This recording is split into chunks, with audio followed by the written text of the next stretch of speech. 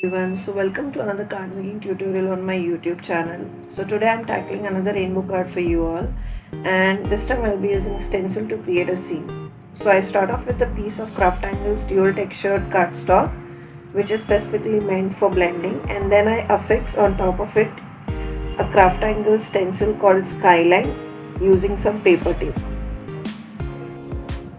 So for ink blending, I'll be using CrafTangles ink blending brushes and Timol's distressing. Since this cardstock is meant for ink blending, it is going to be super easy for us to ink blend the colors. Now the colors that I am using is, for purple I am using wilted violet, for red I am using candied apple, for orange it's ripe persimmon, for blue it is salty ocean, for green it's mauve lawn, and for yellow it's mustard seed. As with all my videos, all the products that I used will be linked below, so you don't have to remember any of the names. You can later on check the description box.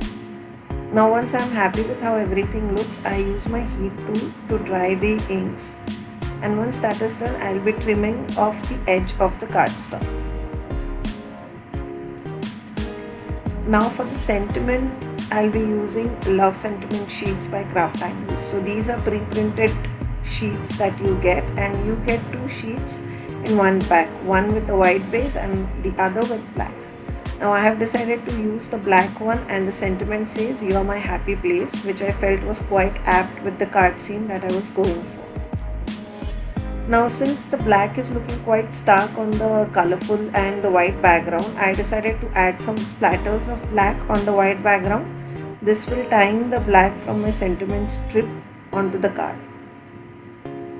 So for this I am using CrafTangles liquid watercolors. The color that I am using is blackberry, and I'll just splatter some on top of my card base using brushes. Again I'll use a heat tool to dry everything off.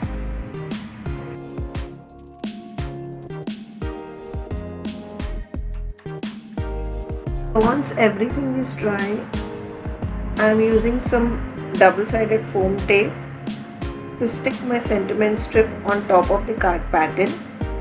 And now for the card base, I have decided to use a black card base, and for that I am using CrafTangles Midnight Black cardstock.